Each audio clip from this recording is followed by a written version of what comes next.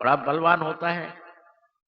अगर शरीर को कापी कर हम बलवान ही बना ले तो जंगली सुअर तो हमसे ज्यादा बलवान है। ऐसा नहीं, हमारा अंदर में धर्मेण किम धर्मेण धार्यते स एव धर्मः, किम धार्यते हरि नाम धार्यते।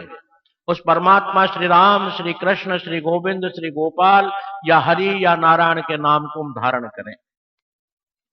इदम धार्यते, इसको धारण करने का नाम ही धर्म है। ये जो हम दान देते हैं ये धर्म नहीं, ये तो दान है। इसके बदले तो आपको दान मिल जाएगा। आप यज्ञ करेंगे तो आपको स्वर्ग लोक मिल जाएगा। दान है, यज्ञ है, पुण्य है। पुण्य यह है परोपकाराय पुण्याय। वेदव्यास जी महाराज कहते हैं अष्टादश पुराणेषु व्यासस्य वचनः द्वयम्, परोपकाराय पुण्याय पापाय परपीडनम। अर्थात पुण्य क्या है कि परहित करे, ये पुण्य है। परहित करने से आपका वो भगवान हित करेगा। परंतु धर्म है धार्यते स एव धर्मः। किम धार्यते, भगवान नाम हृदयम धार्यते। भगवान का नाम हृदय में धारण करना ही धर्म है। इसको आप विष्णु सहस्त्र नाम अगर पढ़ते हो तो विष्णु सहस्त्र नाम में राजा युधिष्ठिर जी महाराज जो साक्षात धर्म के अवतार थे, वो भगवान अपने श्री गुरु महाराज भीष्म पितामह से प्रश्न करते हैं कि को धर्म है सर्वधर्मानाम। ऐसा पूछा उन्होंने कि हे प्रभु, को धर्म है सर्वधर्मानाम। अनेकानेक मैंने धर्म पढ़े, देखे, देख रहा हूं, पर सर्वोच्च धर्म भवतः परमो मतः। आप हे गुरु महाराज मुझे कहिए कि आपके मत में कौन सा धर्म श्रेष्ठ है। ऐसा प्रश्न किया।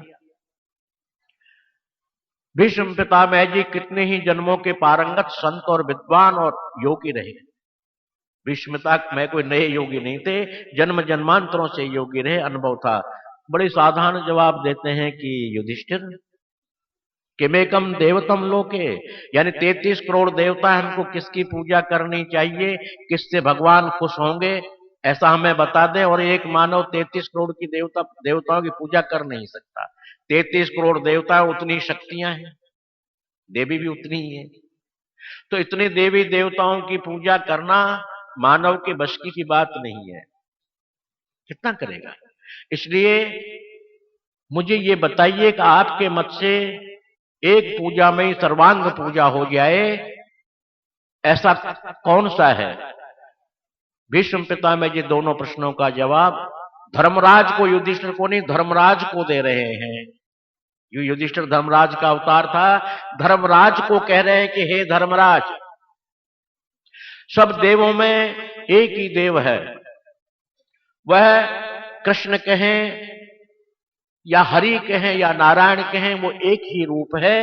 वो सर्वदेवा नाम, वो सब देवों में एक ही, उसका स्मरण पूजा करने पर सब देवता पूजित हो जाते हैं।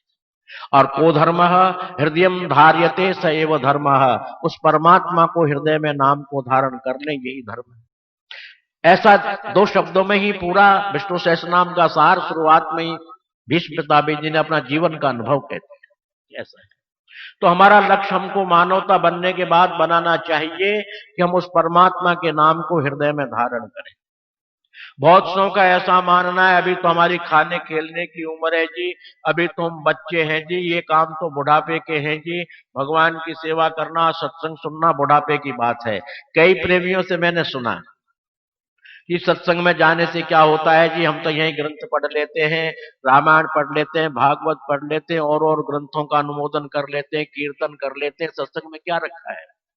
सत्संग तो वो लोग करें हूं हर्ष देहूं श्री रंग, पद सरोज अनुपाहिनी, मोय भक्ति सदा सत्संग। मुझे सदा सत्संग मिलता रहे परमात्मा जी, मैं बार बार यही प्रार्थना करता हूं, यही वर मांगता हूं। गरुड़ जी के लिए जब बड़ा मोह हो गया कि भगवान राम कैसे भगवान हो सकते हैं, वो तो राजा के ही बेटे हैं, जब नाग फांस में बंध गए, तिलमिलाने लगे, तो मैंने ही जाकर छुड़ाया। ऐसा हो गया उनको अभिमान।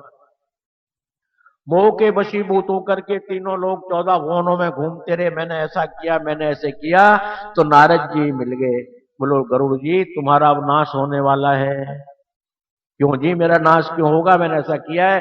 बोलो भगवान की कृपा से ही ये होता है, तू करने वाला है कौन? शिव जी की शरणागत गए, उन्होंने मना कर दिया कि मेरे यहां मत आओ।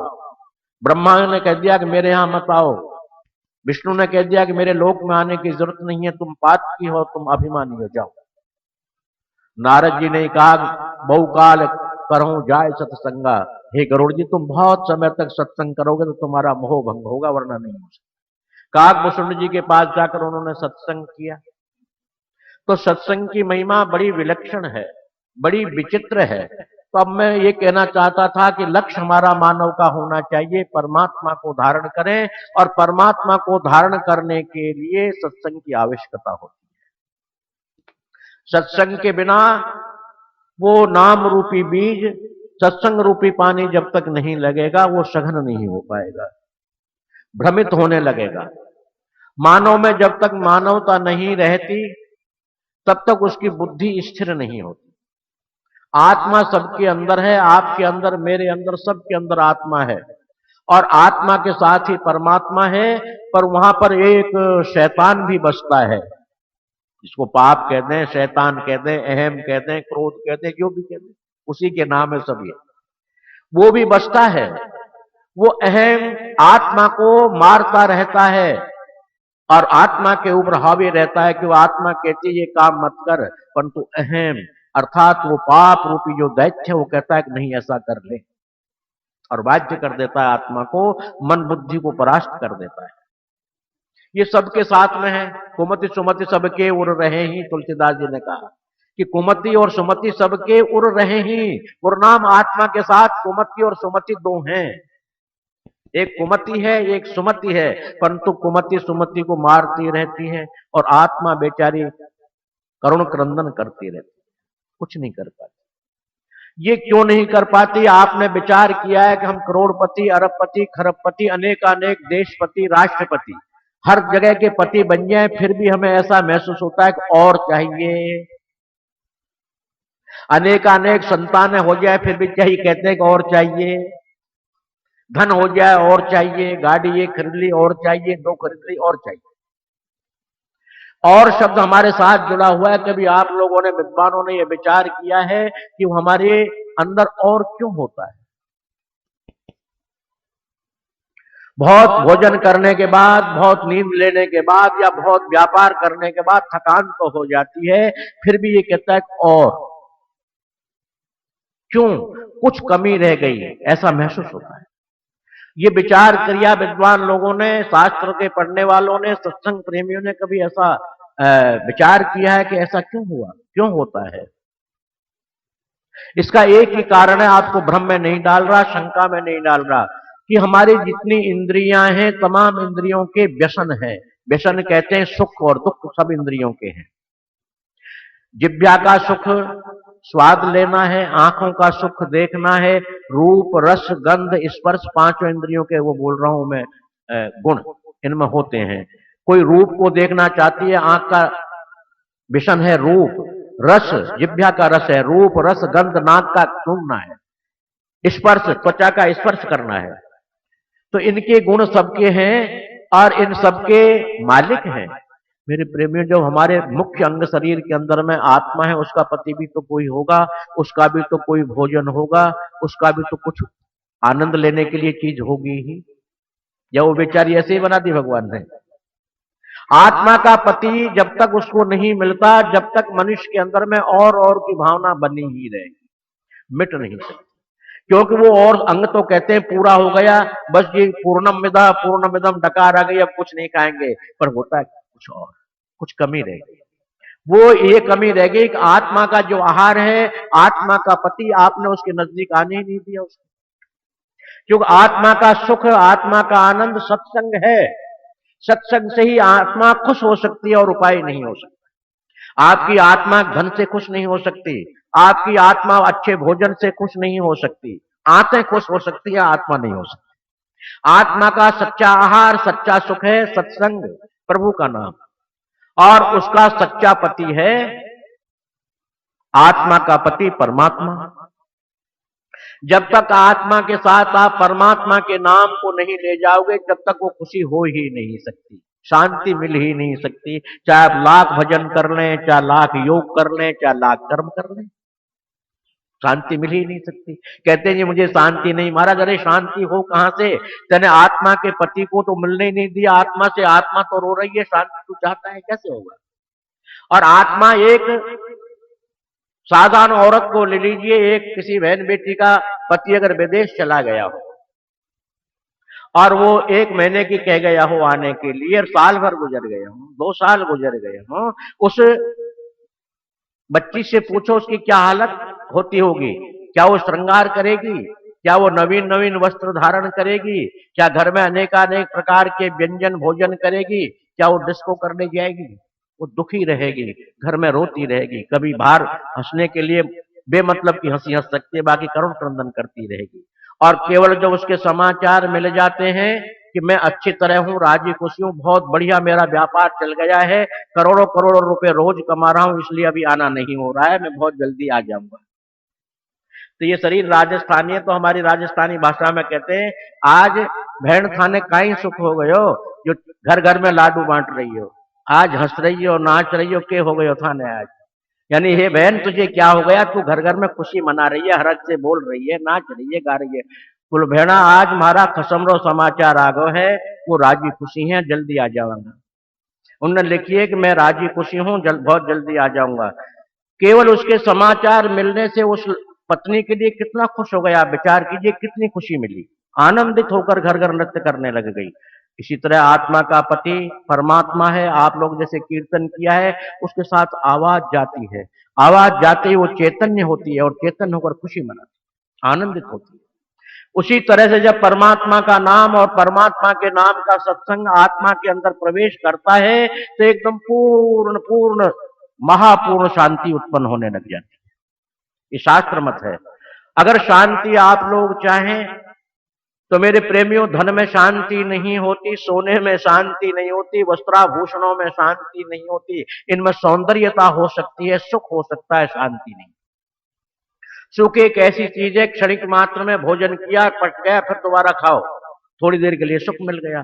शांति तो परमात्मा के नाम में ही है, क्योंकि आत्मा का पति परमात्मा है, और उसके साथ जब उसका दीदार कराएंगे, दोनों को मिलाएंगे, तो सुख और शांति दोनों ही उपलब्ध हो जाए।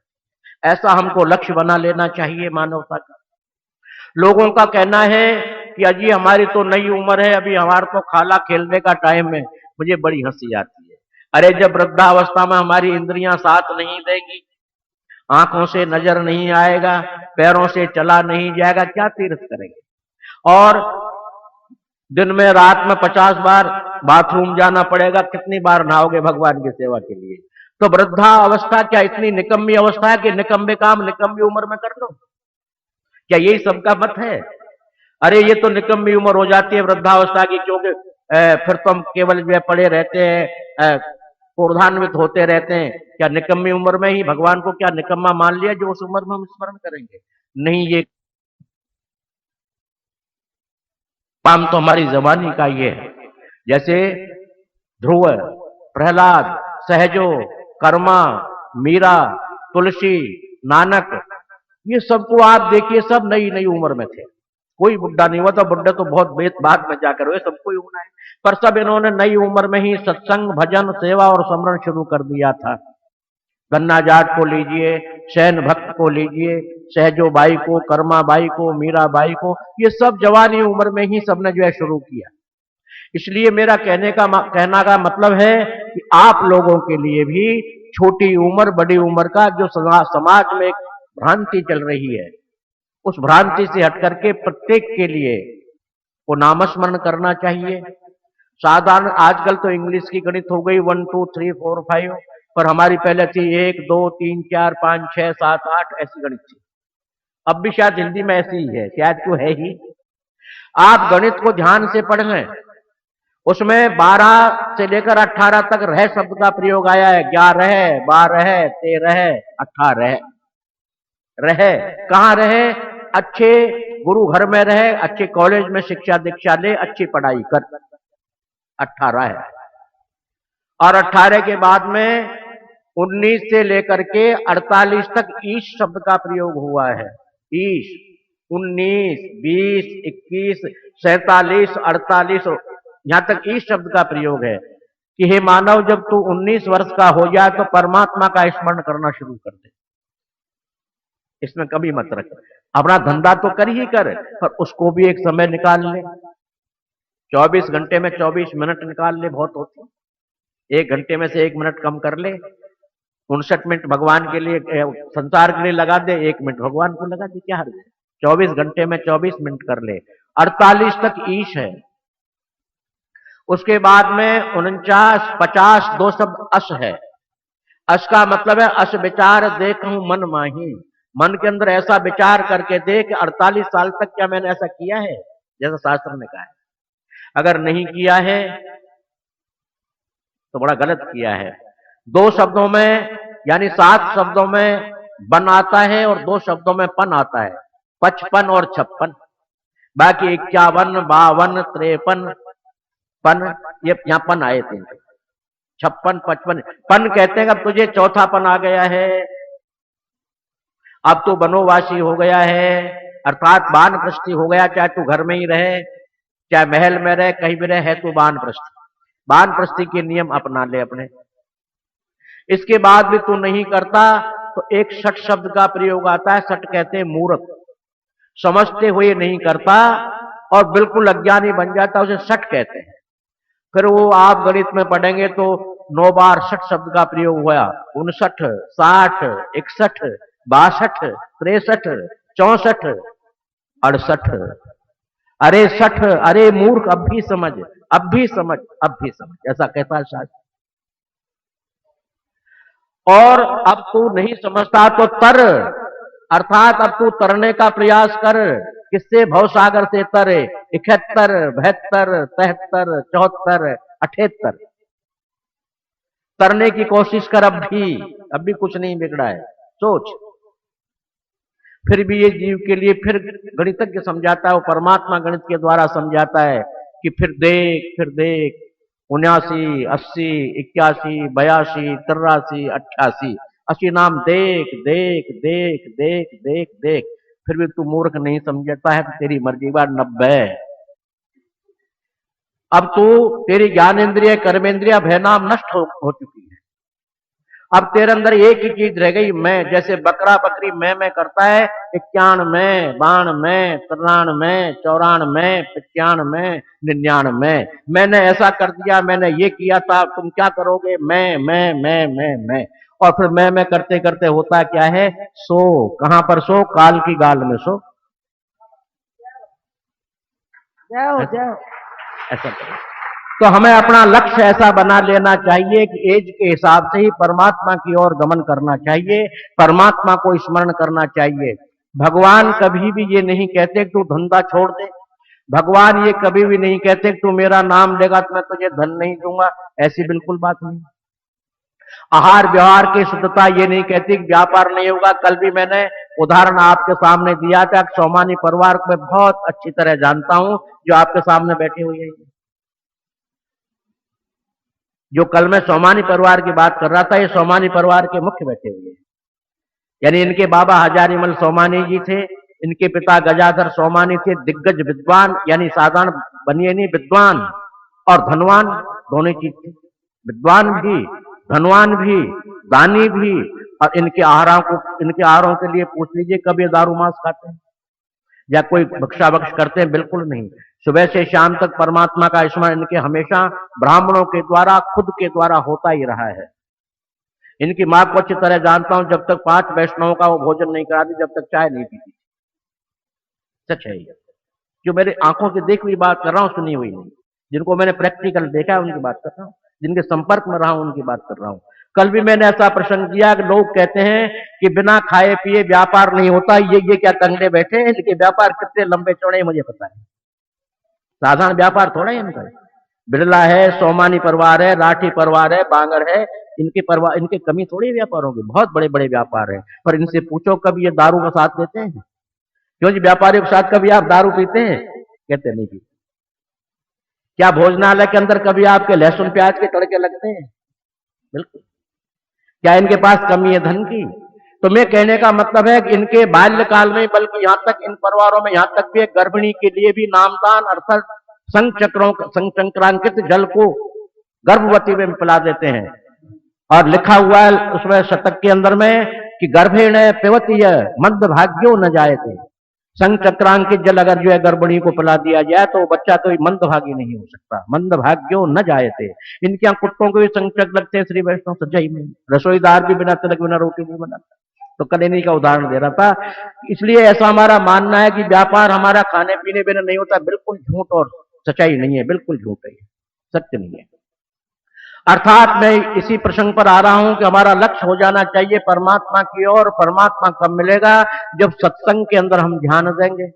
सत्संग साधारण वस्तु नहीं है मेरे प्रेमियों, जिसको हम खाली सत्संग दो शब्द बोल दिया, पर सत्संग बहुत बड़ी चीज है, साधारण नहीं। सठ सुधरहि सत्संगत पाए, पारस परस कुधात सुहाए। सठ जो है सत्संगति से सुधर जाता है, जैसे लोहा पारस के छूने से स्वर्ण हो जाता है। पर सत्संग जब ही सुनना चाहिए जब काम क्रोध मद लोभ मोह बिनस जाइए अहमेव। जब तक मानव के अंदर में अहमता होती है, जब तक सत्संग का प्रभाव हो ही नहीं सकता। सत्संग का प्रभाव तो हो जाएगा पर उसमें गुण नहीं आ सकते। जो स्वर्ण के पारस के छुए से स्वर्ण हुई तलवार, पर ये तीनों मिटे नहीं धार मार आकार।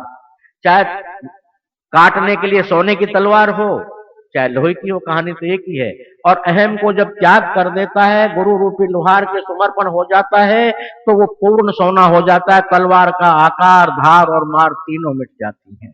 सत्संगी के अंदर जब तक अहम की भावना होती है, क्रोध की भावना होती है या होता है, तो मैं मानता हूं सत्संग का असर इस जीव पर हुआ ही नहीं है। जो भगवान स्वयं कृष्ण अर्जुन से कहते हैं गीता के अंदर कि अर्जुन तू सब चीज कर ले, मैं सहन कर लूंगा, सब तेरे पाप तापों को मिटा दूंगा, पर क्रोध मत कर। क्रोध पापस्य कारणम, क्रोध पाप का मूल तत्व ये मत कर अर्जुन। क्रोधात भवति सम्मोह, सम्मोहात स्मृति विभ्रमः, स्मृति भ्रंशात बुद्धिर्नाशः, बुद्धिर्नाशात प्रणश्यति। अर्जुन सबसे गिरना या गिराने का कारण, मुख्य कारण क्रोध ही है। अर्थात तू क्रोधम मा कुरु, क्रोध मत। मेरी बात को सुन ले जो मैं कह रहा हूं उसके लिए गीता में, पर क्रोध मत कर। तेरे समझ नहीं आया तो तू आराम से पूछ ले, क्रोध मत कर। तो हमें मानवता लाने के बाद में लक्ष्य की बात कर रहा हूं कि लक्ष्य हमें परमात्मा की प्राप्ति होना चाहिए। और धन की प्राप्ति तो हमारे कर्म धंधे से हो ही जाती है। आजकल के समाज में हर आदमी ने मान लिया कि महाराज जी मैं तो मेरे कर्म में लग रहा हूं। अरे भैया क्या कर्म कर रहा है? बोल जी मेरे 3 फैक्ट्री हैं, मिलें हैं बड़ी बड़ी, उनमें अपना रात दिन देख रहा हूं। मैं ट्रेडिंग का काम कर रहा हूं, ट्रेडिंग एजेंसी ली हुई है, अनेकानेक ट्रेडिंगों का एजेंसी है मेरे पास, या मेरी मैन्युफैक्चरिंग कर रहा हूं। ये मेरे कर्म में लगा हुआ हूं महाराज जी। मैं तो बड़ी हंसी की बात है, ये कर्म नहीं, इसका नाम तो उद्योग है, इसका नाम तो धंधा है, इसको कर्म नहीं कहा जा सकता।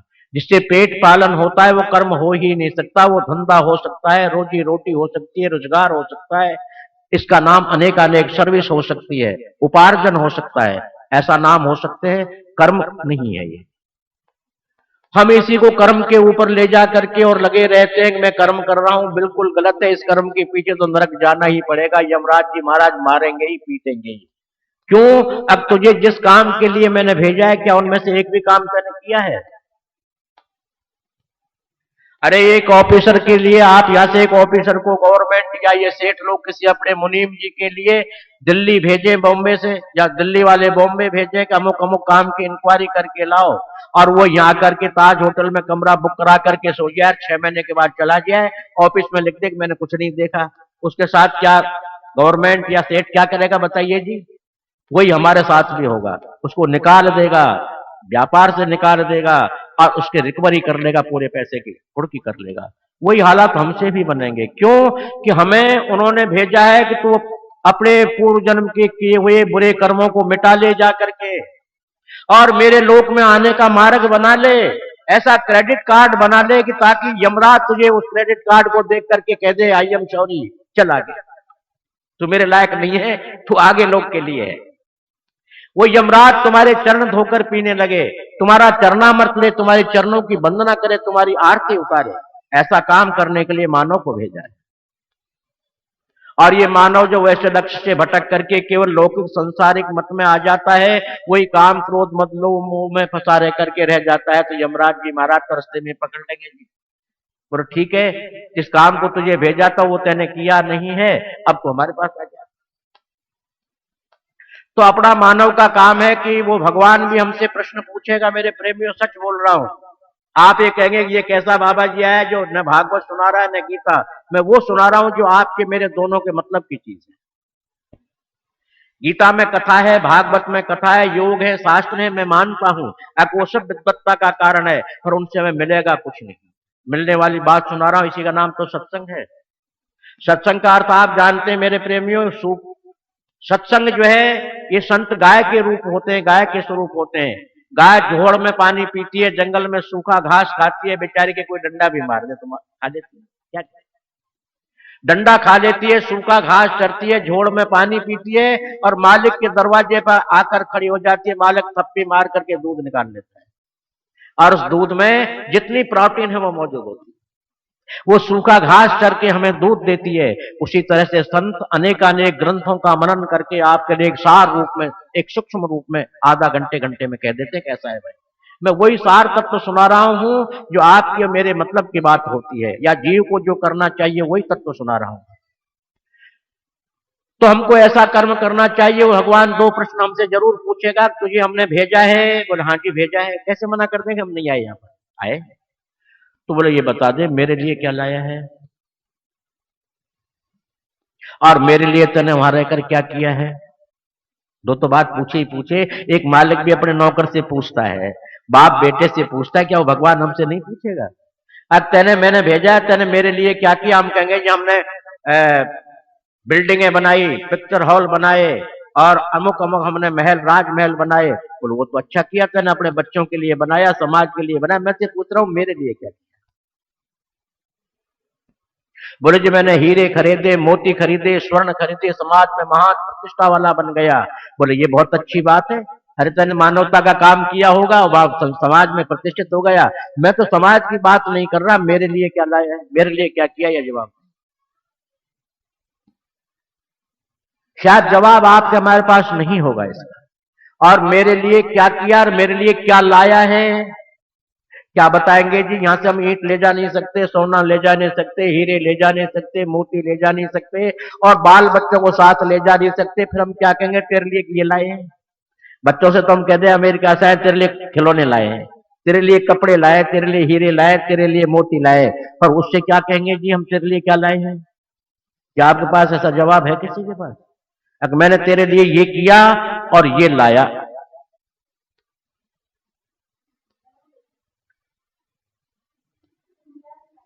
है जी?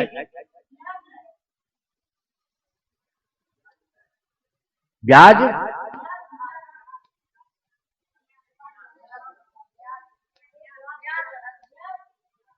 अर्जी तो तुम यहां से करती हो, ले जा नहीं सकती। अर्जी करने की चीज होती है, ले जाने की नहीं होती। अरे अर्जी तो की जा सकती है ना, अर्जी की जाती है, ले जा ही नहीं जाती।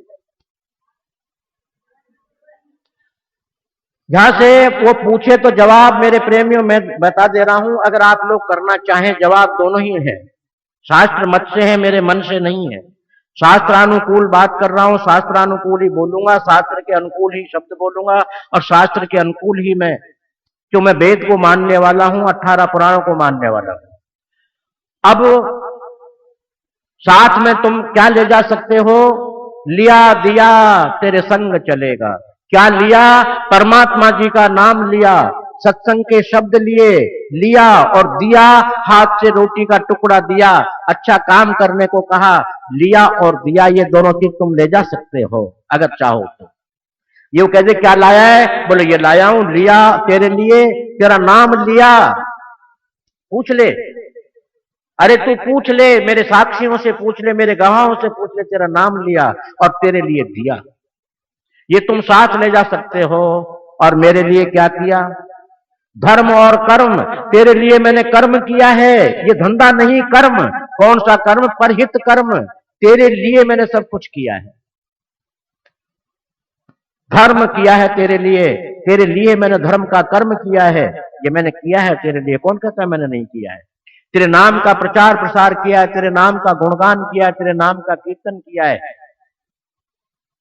तो बोले इसका हमें कैसे मालूम पड़े? बोले धर्म और कर्म दोनों तेरे साथ रहते हैं। परमात्मा तू धर्म का अवतार है, तेरा नाम धर्मावतार है, और तू कर्म करने के लिए भूमंडल में आता है, इसलिए कर्माधिपति भी तू है। तेरे ही है दोनों चमचे धर्म और कर्म, इनसे पूछ ले मैंने ऐसा किया है? वो कहेंगे बिल्कुल किया है। क्यों मना थोड़ी कर देंगे करने वाले के लिए वो धर्म का? बिल्कुल नहीं करते। इसलिए हम ये लेकर आए हैं तेरे लिए, ये तेरे लिए किया है। मनुष्य कहता है, आज के सत्संग प्रेमी कहते हैं क्या लेकर आया क्या ले जाएगा। अरे मैं बड़ी हंसी आती है, वो सत्संगी हो ही नहीं सकते, बहुत कुछ लेकर आए हैं। क्या क्या लेकर आए? यत् पूर्व जन्म संचित सैव भाग्य सैव कर्म, जन्म जन्मांतरों के किए हुए कर्म अच्छे उनको लेकर के आए साथ में।